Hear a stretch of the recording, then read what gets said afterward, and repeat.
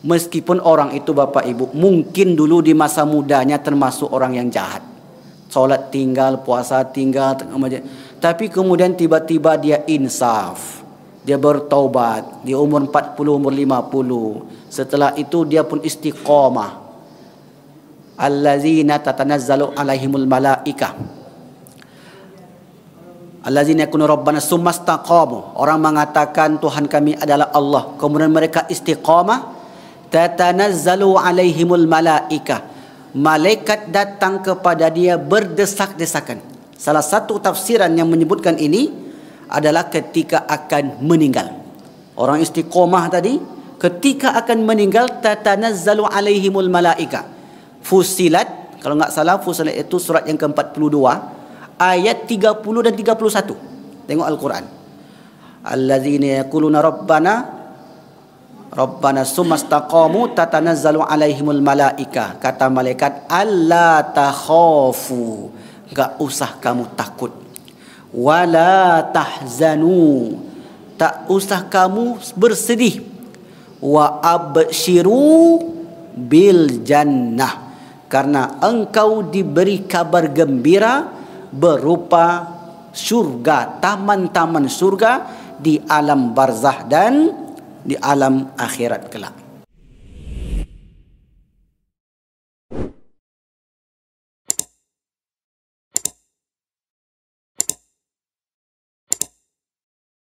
Perjalanan hidup manusia, beriman ataupun tidak, laki-laki maupun perempuan, melalui 5 alam kehidupan.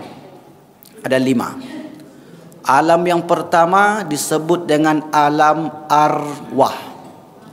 Seluruh manusia yang ada sampai hari ini berasal dari alam arwah. Sebagaimana firman Allah, Quran surat yang ke-7, 172. Wa id akhadha rabbuka min bani adama min zuhurihim dzurriyyatahum wa ashhadahum ala anfusihim alastu birabbikum. Saat itu Allah bertanya kepada seluruh arwah, kata Allah, bukankah aku ini Tuhan kalian?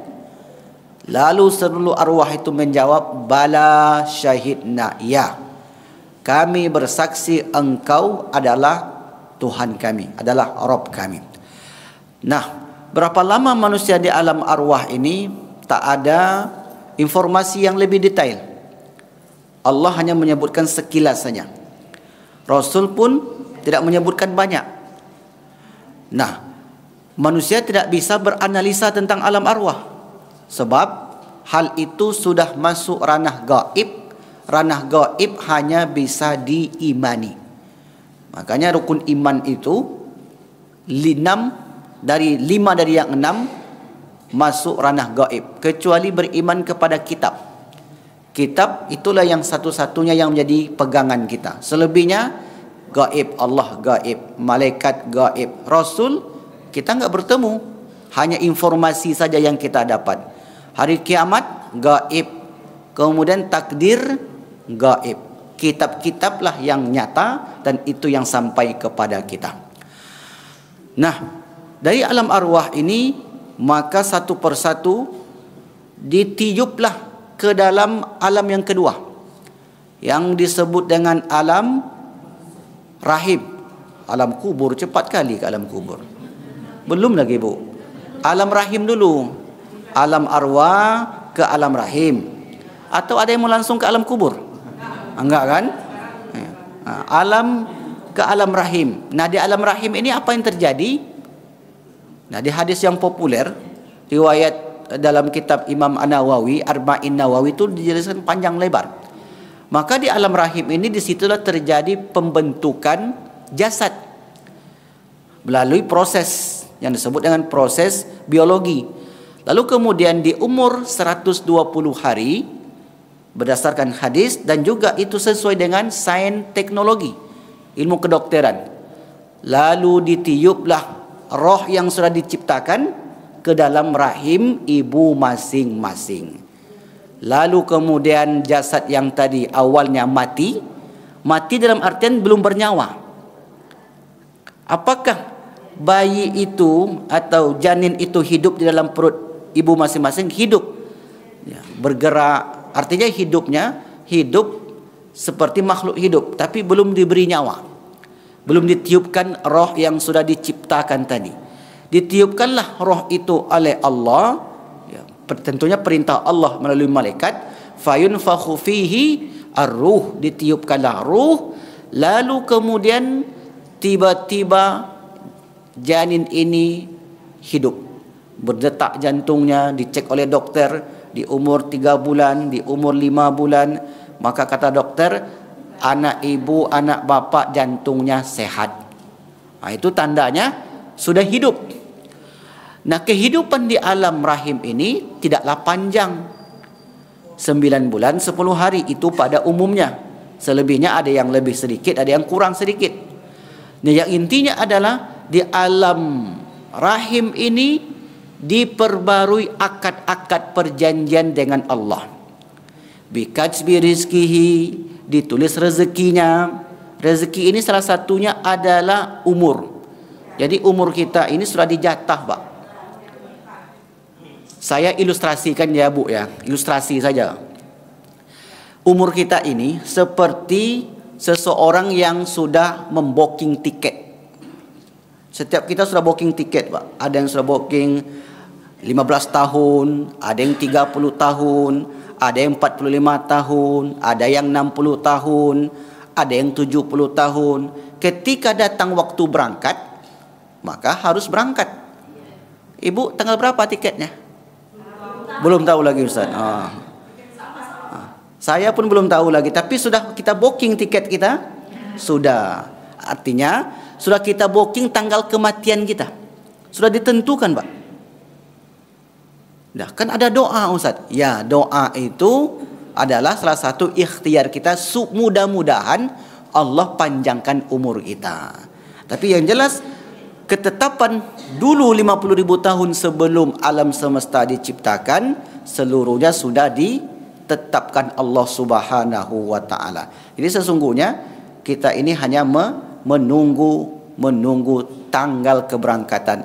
Dan yang kita harapkan adalah mudah-mudahan Allah panggil kita dalam keadaan terbaik. Habis bulan suci Ramadan, beribadah 30 hari penuh atau 1 bulan penuh, qiyam dan siyamnya, ibadah-ibadah lainnya. Lalu kemudian Allah panggil dia dalam keadaan terbaik itu. Maka inilah keberuntungan yang luar biasa, sebab kita meninggalkan kehidupan dunia dalam keadaan bersiap diri. Nah, persiapan itulah yang sedikit demi sedikit kita persiapkan. Bapak ibu ikut majlis ilmu, bapak ibu yang bersedekah, ada yang di pemerintahan. InsyaAllah Pak Edi juga akan di pemerintahan. Kita doakan mudah-mudahan diberi badan sehat, dimudahkan segala urusannya. Semua kita begitu, persiapan sedikit sampai waktunya. Maka fa idza jaa ajaluhum la yastakhiruna sah. Waktu itu terasa pendek, Bapak Ibu. Saya rasanya baru pulang dari Al-Azhar, padahal sudah 10 tahun yang lalu, 2014. Rasanya baru kemarin masuk pesantren, rupanya sudah tahun 2000. Hari ini berapa umur Ustaz? Kalau saya buka peci, nggak pakai jubah, 25. Banyak yang lupa, Pak. Saya makan di tempat di luar. Kemudian saya buka peci, kebetulan buka peci. Lamalah bapak tengok saya. Ikut Ustaz Wandi tu enggak, aku katanya. Awalnya jamaah itu manggil adik, "Dek, tolong tolong mangkuk." Kalau pas pakai peci saya, Ustaz rupanya katanya. Itulah. Kita ni kadang begitu, Bapak Ibu. Nah, nak terasa waktu begitu berjalan cepat. Kemarin rasanya baru punya anak 1, dah 5 anak. Kemarin baru mulai dinas, sekarang dah pensiun pula. Sebentar sekali. Nah, maka kehidupan dunia ini begitu pendek. Ketika waktu itu sampai, maka tidak bisa ditunda. Fa idza jaa ajaluhum la yastakhiruna sa'ah. Inilah salah satu janji-janji kita yang diperbarui ketika di alam rahim. Itu tentu berdasarkan hadis Nabi. Kalau orang tidak percaya dengan hadis Nabi atau tidak percaya dengan perkara gaib, maka hal semacam ini tidak akan bisa dipahami dengan baik. Lalu kemudian dari alam rahim ini ada yang langsung ke alam yang keempat, alam barzah. Ada yang mampir terlebih dahulu. Yang mampir ini itulah kita. Kita diberi kesempatan oleh Allah untuk mengumpulkan bekal. Dari kecil lah kita kumpulkan bekal. Macam-macam manusia. Ada yang mengumpulkannya dari umur 15, 30, 45, 2 hari menjelang kematian. Kena taubat dia. Intinya adalah sama-sama mengumpulkan bekal untuk dibawa kepada Allah Subhanahu wa taala. Karena bekal ini Bapak Ibu, dalam Al-Quran, Quran surat Al-Jumu'ah ayat ke-8, Allah berfirman, "Qul innal mautal ladzi tafirruna minhu fa innahu mulaqikum." Katakanlah wahai Muhammad, sesungguhnya kematian yang kamu lari daripadanya pasti akan mendatangimu. Setelah mendatangimu, summa turadduna ila alimil ghaibi wasyahadah. Setelah itu engkau akan dikembalikan, dipertemukan dengan zat yang mengetahui perkara gaib dan nyata. Summa yunabbi'ukum bima kuntum ta'malun. Setelah itu akan dikonfirmasi ulang. Ini bahasa kerennya lah Pak. Kalau bahasa terjemahnya, yunabbi'ukum, kemudian diberitakan kembali kepadamu bima kuntum ta'malun, apa yang sudah kamu buat. Nah, kalau diberitakan kembali kan pasti ditanya, konfirmasi namanya kan. Berapa tahun hidup? Ambo hidup, kira-kira lah kalau di alam barzah tu bahasanya bahasa Minang. Ambo hidup 60 tahun. Tapi bahasa Arab nanti di sana tu Bapak Ibu. Kami yang tak pandai bahasa Arab macam mana Ustaz? Otomatis langsung pandai bahasa Arab, bisa jawab. Karena yang menjawab bukan mulut, tapi amal. 60 tahun hidup. Apa yang sudah kamu buat? Itulah konfirmasi Pak. Satu persatu konfirmasi. Nah, sampai semua selesai dikonfirmasi, baru kita diberikan kelayakan dari apa yang sudah kita konfirmasi itu. Kenikmatankah ataupun na'udzubillah sebaliknya. Nah, semua yang datang daripada Allah akan dikembalikan kepada Allah.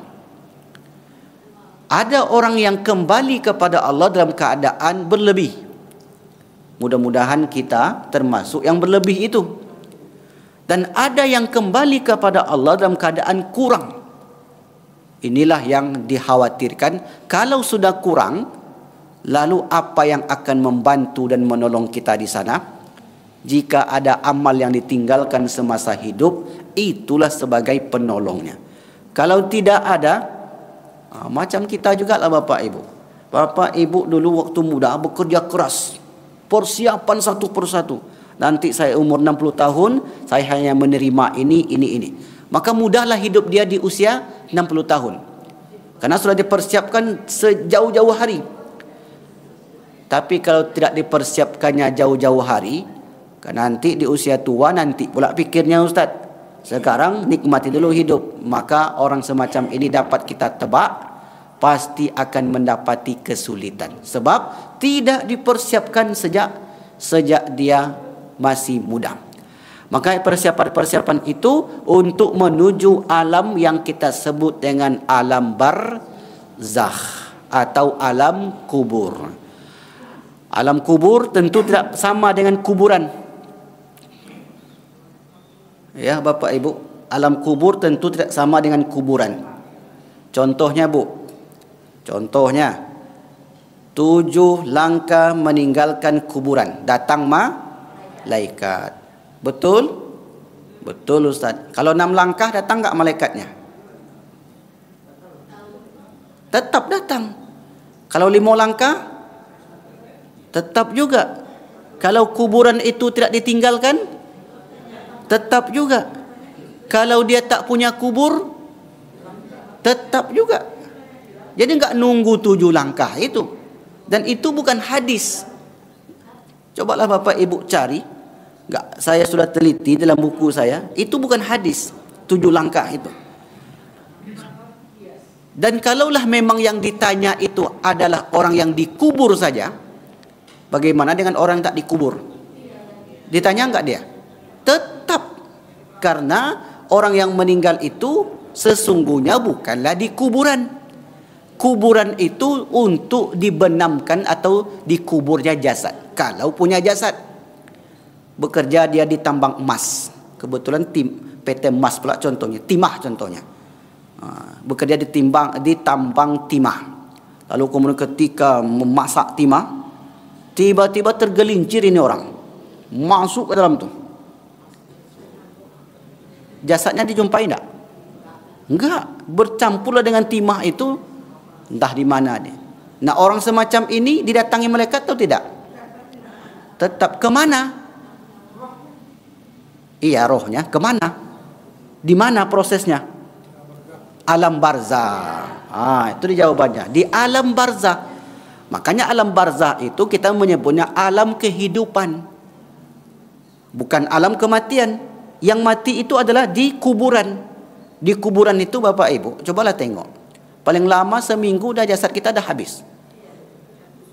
Kalau di daerah Tambilahan misalnya, atau di daerah Bengkalis, rendam paling lama seminggu dah selesai itu jasad, habis, membusuk dan seterusnya, mungkin tinggal tulang belulang.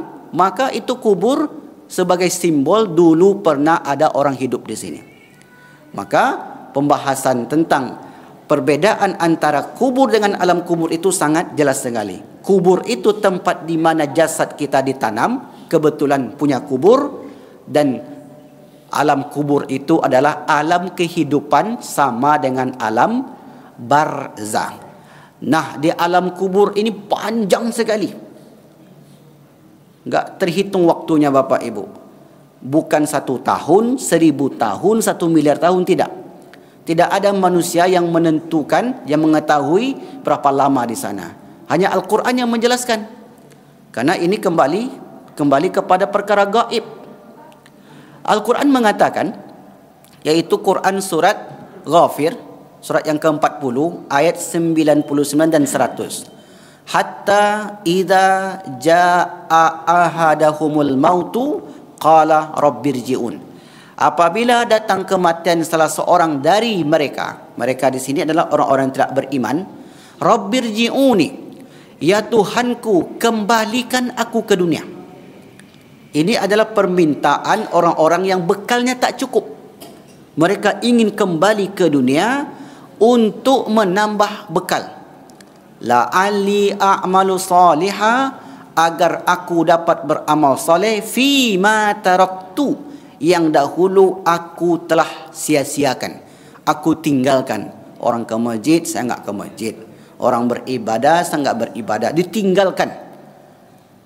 Wa min waraihim barzakhun ila yaumi yub'atsun. Dan di belakang mereka ada barzakh, ada pembatas, ada sekat yang tidak bisa ditembus sampai datang hari kiamat. Di sanalah manusia berada sejak orang yang meninggal zaman Nabi Adam sampai hari ini, menunggu di alam barzah. Kalau saya meninggal, saya masuk ke barzah, saya tunggulah kapan kiamat. Siapapun yang meninggal, ketika sampai di barzah, maka dia tunggulah sampai hari kiamat. Waktunya wallahu alam bisawab, tak pernah dijelaskan oleh Allah ataupun Rasulnya. Hanya saja batasnya kiamat. Nah, kiamat itu kapan Ustaz? Katanya ada hadis 1500 Hijriah. Pernah dengar Bapak Ibu? Itu bukan hadis. Kalaupun hadis itu hadis palsu. Kalau 1500 Pak, sekarang 1445, berarti 5 tahun lagi. Yang baru buka kebun sawit kasihan kali. Yang menjadi gubernur nanti belum lagi jadi Pak Edi. Dah kiamat, la haula wala quwata illa billah. Yang baru mulai buka bisnis, dah bangkrut pula. Makanya ada orang yang salah memahami itu Bapak Ibu. Dulu ada orang salah memahami tentang kiamat itu, sehingga dijuallah harta bendanya. Rukonya dijual, rumahnya dijual. Ini kejadiannya di Malang. Akhirnya dia tinggal di hutan Pak. Katanya selamat nanti dari kiamat. Mana bisa? Kalau sudah kiamat pun Ke bulan pun orang tu lari, ke Mars. Kata Elon Musk, nanti kalau kiamat di dunia ni pindah ke Mars. Enggak bisa. Karena sudah sampai waktunya, maka berpindahlah ke alam lain yang kita sebut alam barzah atau alam kubur tadi. Itu menjadi batasannya. Nah, berapa lama di alam barzah sampai kiamat? Setelah itu baru kita akan ke alam akhirat. Akhirat itu disebut akhirat karena terakhir tidak ada kehidupan sesudah itu. Makanya Al-Quran membahasakan khalidina fiha abada, kekal abadi selama-lamanya. Mungkin ini yang kedua kali saya ulang Bapak Ibu, tapi sudah lama sekali. Mungkin di awal tahun atau di akhir tahun 2023 yang lalu saya ulang pembahasan ini. Oke, baik. Itu semua pembahasan yang saya sebutkan tadi sudah saya rangkum dalam buku judulnya Seri Perjalanan Akhirat. Biasanya saya bawa bukunya, kebetulan tadi tidak terbawa. Jadi sebelum masuk ke pembahasan alam kubur, pembahasan yang selama ini sekali sebulan tertunda, maka kemarin Pak Romi menghubungi saya, bisa nggak tiap minggu Ustaz? Kalau tiap minggu temanya kita usahakan tema perjalanan akhirat ini kita selesaikan dalam rentang waktu 3 tahun. Memang panjang tuh Bapak Ibu. Panjang memang pembahasannya. 3 tahun saya perkirakan. Karena itu lebih kurang 200 episode. Jadi saya sudah susun bukunya Bapak Ibu. Satu buku itu 5 jilid 1084 halaman. Satu lagi bukunya, buku kecil, judulnya Agar Mudah Sakratul Maut, lebih kurang 165 halaman. Itulah semua buku yang saya ajarkan dengan judul Seri Perjalanan Hidup Setelah Kehidupan di Dunia Ini. Baik, insya Allah kalau rutin setiap minggu maka akan cepat selesainya. Nah, yang kita bahas adalah di waktu yang singkat ini, selama ini digambarkan sakratul maut itu selalu sakit, selalu. Sehingga ketika pengajian itu maka banyaklah orang yang tak senang, takut. Padahal proses sakratul maut itu bergantung dengan orangnya. Dalilnya Quran surat yang ke-79 ayat 1 dan 2. 79 ayat 1 dan ayat 2. Allah berfirman, "Wan nazi'ati gharqa wan nasyitati nashta." Demi malaikat yang mencabut nyawa dengan keras. Nah, yang keras ini nanti ada tafsirannya, Pak. Tafsirannya dari ayat Al-Quran juga. Kenapa mereka ini mendapatkan keras? Wan nasyitati nashta. Demi malaikat yang mencabut nyawa dengan lemah lembut. Siapa mereka ini dan seperti apa perlakuan malaikat? Di dalam banyak ayat Allah ceritakan bahwasanya ada orang-orang yang beriman, yang beramal, sebelum Allah panggil orang itu, maka para malaikat datang kepada mereka yang calon meninggal ini untuk memberikan informasi-informasi berupa berita gembira kepada orang beriman yang beramal. Mereka itu disampaikan kabar gembira sehingga sebelum meninggal mereka ini mendapatkan kemudahan dan bahkan merasakan sakit hanya sedikit saja. Sakit itu ada, Pak, tapi tidak seperti digambarkan selama ini. Seperti apa gambaran selama ini? Seperti kambing. Biasa kan begitu, Pak. Bapak Ibu pasti pernah menengok atau pernah dengar cerita ada orang meninggal ketika sujud. Ada enggak dia merasa kesakitan? Nak nampak oleh kita, Pak. Kalaupun ada itu palingan sedikit. Karena disebutkan oleh Nabi, orang yang mati syahid, meninggalnya mereka seperti dicubit. Dalam riwayat Imam Tirmizi. Seperti apa dicubit? Seperti itulah rohnya itu diambil. Maka ini tentu dikuatkan oleh dalil. Apakah itu dari Al-Quran maupun hadis? Al-Qurannya mengatakan, A'udzubillahi minasyaitonirrajim. Tahiyyatuhum yauma yalqaunahu salam. Penghormatan bagi mereka ketika mereka bertemu dengan Allah, salam. Salam ini kata Ibnu Abbas, malaikat-malaikat yang datang kepada calon si mayit dari kalangan orang-orang beriman, kata malaikat itu, hei hamba Allah, engkau sebelum dipanggil, kami datang ke sini untuk memberikan salam dari Rabbmu, dari Tuhan. Dapat salam dari pencipta kita. Maka saat itulah orang-orang beriman tadi bergembira, dan kita tengok Bapak Ibu, mudah saya, dia makan tersenyum. Bapak tu mudah sekali Ustaz. Tersenyum dia Ustaz. Padahal selama ini diceritakan kepada kami, kalau mati itu sakit sekali. Ada porsinya, porsi bagi orang-orang yang tak beriman. Kalau bagi yang beriman, beramal, solat 5 waktu, luar biasa tu Bapak Ibu. Pernah kita contohkan, ada orang karena amal istimewanya itu, amalnya sederhana Pak. Dia memberi makan kucing. Setiap hari jumpa kucing, kasih makan. Padahal Bapak itu, kata jemaah ini, jarang kami tengok di masjid. Dia biasa-biasa saja amalnya. Tapi amal gara-gara sering memakan kucing ini, dimudahkanlah kematiannya. Di zaman Nabi itu Bapak Ibu, ada seorang rajulun, tak disebutkan oleh Nabi namanya, ketika Rasulullah duduk dengan para sahabat. Kata Rasulullah, nanti ada orang yang masuk dari pintu masjid ini, dia itu penghuni surga. Tiba-tiba masuklah seorang laki-laki yang wajahnya basah kena wudu sampai ke jenggotnya. Lalu kemudian kata Rasulullah, itulah orangnya. Di situ ada Abdullah bin Umar bin Amr bin As. Penasaran dia, kira-kira apa kehebatan amal orang ini? Sementara dia kan sahabat yang termasuk yang paling banyak menulis hadis, bukan menghafal, menulis, dan amalnya hebat. Tapi kenapa Rasul mengatakan orang itu masuk ke masjid termasuk penghuni surga? Abdullah bin Amr bin As, dia pun tak tanya hari itu. Berikutnya Rasul sampaikan lagi, nanti ada seorang laki-laki yang masuk ke masjid ini, dia adalah penghuni surga. Rupanya orangnya itu lagi. Sampai 3 kali Bapak Ibu.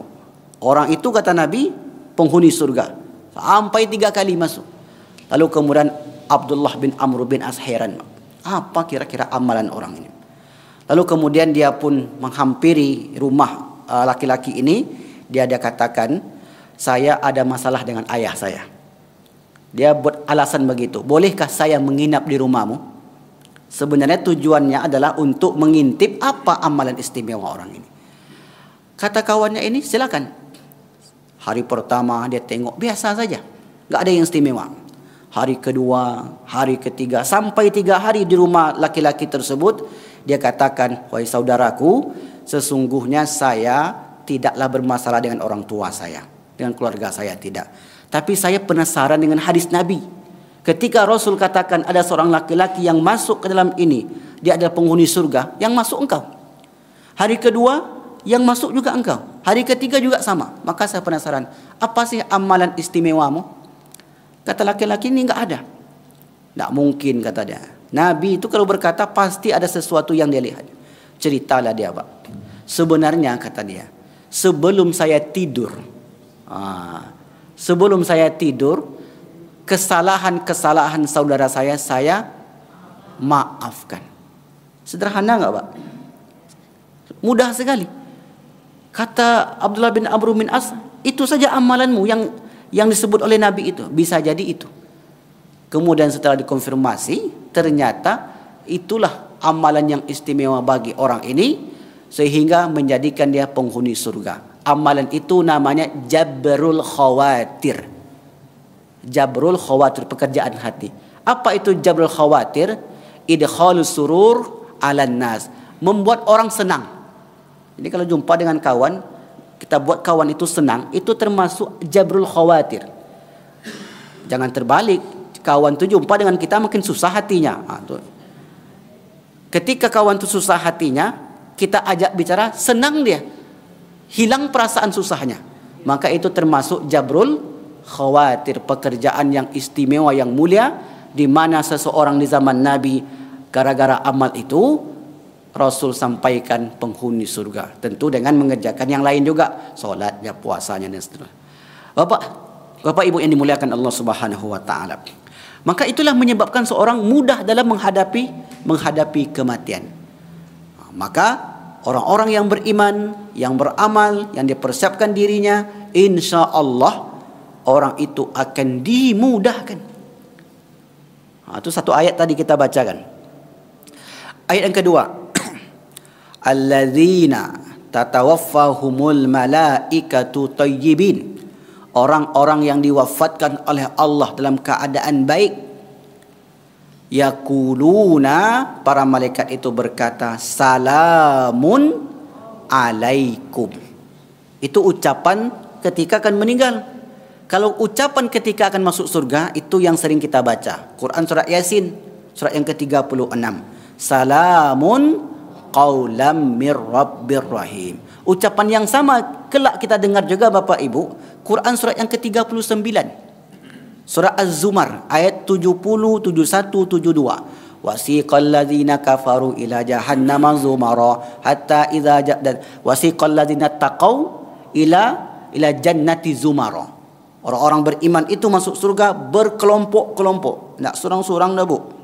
Masuk surga itu zumara. Zumar itu beramai-ramai. Kalau seorang-seorang sepi lah di surga itu. Orang kafir pun demikian. Wasiqal ladzina kafaru ila jahannama zumara. Beramai-ramai. Ketika sampai di pintu surga, salamun. Diucapkanlah selamat engkau, berhasil engkau. Nah, ucapan itu didengar oleh orang beriman ketika akan diwafatkan oleh malaikat. Tatawaffahumul malaikatu thayyibin. Quran surah An-Nahl ayat 32. Salamun alaikum, selamat kalian, berhasil engkau. Ini kata malaikat pemberi kabar gembira. Jadi malaikat itu Bapak Ibu memberitakan atau memberikan kabar baik kepada orang yang akan meninggal. Itu disebut dengan namanya malaikat rahmat. Apalagi ucapan malaikat tadi. Ada ayat yang sangat populer sekali. Saya yakin kita semua tu hafal. Quran surah Al-Fajr. Ya ayyatuhan nafsul, wahai jiwa yang tenang, irji'i. Ayo kita pulang. Panggilannya tu panggilan mewah sekali Pak. Wahai jiwa yang tenang, ayo kita pulang. Irji'i ila rabbiki radiyatan mardiyah. Bulan puasa kemarin Bapak Ibu, selepas pengajian di Masjid Nurul Islam Jalan Kulim, maka ceritalah salah seorang jamaah, ada kemarin warga kami di sini Ustaz. Memang selama ini ya, di usia senjanya, di mulai umur 50 itu diisi dengan kebaikan. Seusia saya sekarang, dia sudah pensiun, berarti lebih kurang 65 tahunan. Habis sahur, kemudian dia duduk menunggu waktu salat subuh. Kemudian Allah panggil dia dalam keadaan berpuasa. Luar biasa tu Bapak Ibu. Kalau dipanggil kita dalam keadaan berpuasa, puasa itu kita tahu betapa besar pahalanya. Bahkan orang yang banyak berpuasa masuk surganya pintu khusus. Namanya, itu dia namanya, Babur Rayyan. Saya mengisi pengajiannya sama pada yang hidup setelah kematian di Masjid Nurul Ihsan, Jalan Impres. Memang di usia 50 tadi Pak, dia mulai mempersiapkan dirinya. Dulunya termasuk juga orang yang tak ke masjid. Tapi di umur 40-an ke atas, dia mulai terpanggil, dibukakan pintu amal untuk dia. Setelah pengajian, lalu kemudian duduk di sebelah kanan, kebetulan kanan dia Prof. Sebelah kanan lewat kotak infak. Ketika akan berinfak, lalu disitulah Allah panggil dia. Allah ketika masukkan duit Pak. Ini mulia sekali. Di masjid setelah solat subuh akan berbuat baik dan mendengarkan pengajian. Terteguklah Bapak tu. Ada yang tertegun tak? Ada yang tertaku tak?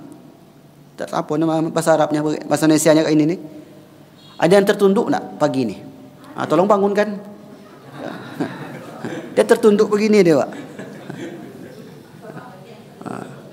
Tertunduk dia, kemudian lewat kotak infak tu, kata yang kawan sebelahnya, apa lagi Pak? Jadi Bapak sedekah enggak? Kemudian ketika ditarik kotak infak tu, rupa langsung terbaring. Ditengok oleh istrinya, masukkan ke ambulan, rupanya sudah tak tertolong. Dia sampai janjinya di situ. Maka yang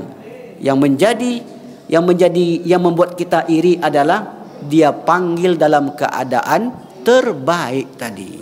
Nah, kita berlomba-lomba untuk mendapatkan husnul khotimah. Nah, ditengok Pak, ada enggak dia merasakan kesakitan? Macam orang tidur. Mengapa Allah buat dia seperti itu? Pasti karena amal-amalnya tadi. Meskipun orang itu Bapak Ibu mungkin dulu di masa mudanya termasuk orang yang jahat, solat tinggal, puasa tinggal, tapi kemudian tiba-tiba dia insaf, dia bertaubat di umur 40, umur 50. Setelah itu dia pun istiqamah. Allazina tatanazzalu alaihimul malaikah, allazina yakunu rabbana summastaqamu. Orang mengatakan Tuhan kami adalah Allah, kemudian mereka istiqamah. Tatanazzalu alaihimul malaikah, malaikat datang kepada dia berdesak-desakan.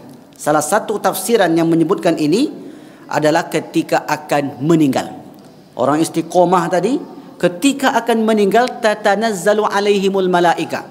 Fusilat, kalau enggak salah Fusilat itu surat yang ke-42 ayat 30 dan 31. Tengok Al-Quran. Allazina yaquluna Rabbana summastaqamu tatanazzalu alaihimul malaikah. Kata malaikat, alla takhafu, enggak usah kamu takut. Wala tahzanu, tak usah kamu bersedih. Wa abshiru bil jannah, karena engkau diberi kabar gembira berupa surga, taman-taman surga di alam barzah dan di alam akhirat kelak. Inilah ucapan para malaikat tadi Bapak Ibu. Dalam hadis yang panjang dalam buku kita itu sebutkan apabila seorang mukmin akan meninggal, iza kana abdul mu'min fin qita'i minad dunya wa iqbalin minal akhirah, dan menyongsong kehidupan selanjutnya, nazala ilaihimul malaika, maka turunlah para malaikat kepadanya, bidul wujuh, wajahnya putih berseri, ka'anna wujuhahumus syamsu, seakan-akan wajah malaikat itu seperti cahaya matahari, ma'ahum kafanun min akfanil jannah, bersama malaikat ini kain kafan yang diambil dari surga. Kata para ulama, kain kafannya itu untuk pembalut arwah nanti ketika dibawa bertemu dengan Allah. Wa hanutun min hanutil jannah, dan ditaburi minyak wangi dari surga. Setelah itu hatta yajlisa minhu madal basar, duduklah para malaikat itu di dekat orang kan meninggal tadi sejauh mata memandang, hiasi pandangan. Setelah dia berikan kabar gembira, maka summa yaji'u malakul maut, lalu kemudian datanglah malaikat maut, duduk di bagian kepalanya, yajri hatta yajlisa inda ra'sihi, duduk di bagian kepalanya. Disitulah dia panggil orang tadi, ya ayyatuhan nafsut thayyibah, wahai jiwa yang baik, ukhruji, keluarlah engkau, ila maghfiratim minallahi wa ridwani, menuju ampunan-ampunan Allah dan ridhonya. Sama dengan ayat tadi Bapak Ibu, ya ayyatuhan nafsul mutmainnah irji'i ila rabbiki radiyatan. Hadis mengatakan ukhruji ila maghfiratim minallahi wa ridwanihi, kata ridha. Setelah itu yakhruju tasilu kama tasilu qatratu man fis siqa, Kemudian arwah tadi, roh yang ditiup dari alam arwah masuk ke tubuhnya, dan tubuhnya itu diambil lagi roh tadi, keluarnya seperti air yang dituang dari teko kulit. Halus, maksudnya para ulama ini orang halus sekali, mudah sekali. Tasilu kama tasilu qatratu man fis siqa. Setelah itu ditarik. Malaikat itu kerjanya itu aja Bapak Ibu. Setelah malaikat maut itu menarik roh tadi dan sudah betul-betul keluar, berakhir di bagian, di mana berakhirnya arwah kita? Di kepala. Di sini berakhir. Kalau menurut ilmu kedokteran, mati itu adalah ketika batang otak tidak aktif. Nah, itu mati kalau menurut ilmu kedokteran.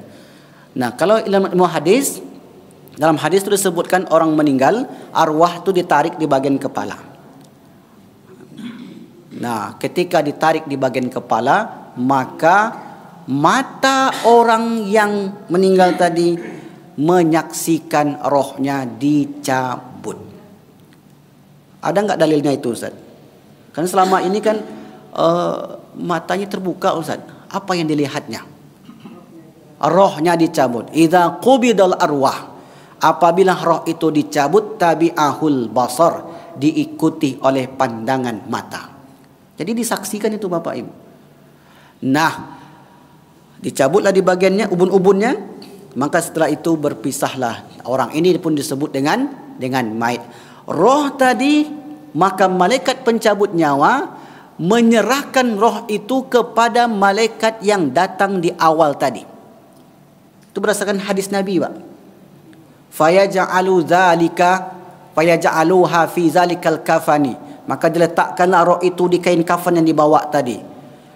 Walam yad'uha fi tarfati ainin, dan para malaikat itu tidak membiarkan malaikat maut berlama-lama memegang arwah orang beriman ini sampai selesai.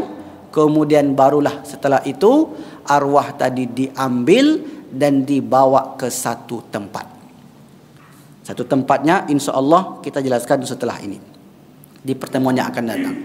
Nah, beginilah keadaan orang-orang yang beriman, orang-orang yang baik, orang-orang yang beramal ketika akan meninggalkan dunia ini. Berarti itu merupakan kabar gembira bagi orang yang beramal, Bapak Ibu.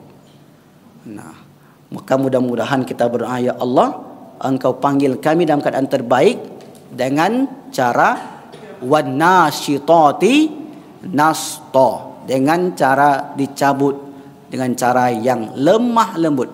Ada satu doa, Pak. Doa ini diajarkan oleh orang-orang tarekat. Ya, tapi doa itu sebenarnya dari siapa saja. Karena doa itu baik.